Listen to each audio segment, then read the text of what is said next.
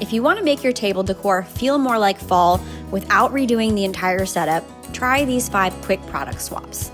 Trade your napkins or any bright linens for a deeper color like terracotta, mustard, rust, or even brown and black. These shades instantly add a little bit of warmth or moodiness to the table.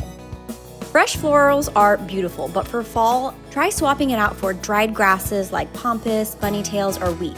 They're low maintenance and super textural. Clear glassware can feel very summery. Switch to amber or even green tone glasses to create a cozier mood.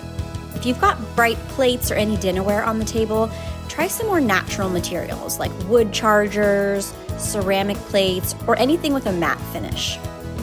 And lastly, instead of your usual summer scented candles, bring in some taper candles in amber or gold holders. They make everything feel a little bit more upscale and seasonal. The best part about this is you don't have to change everything on your tablescape. Just a few intentional swaps go a really long way.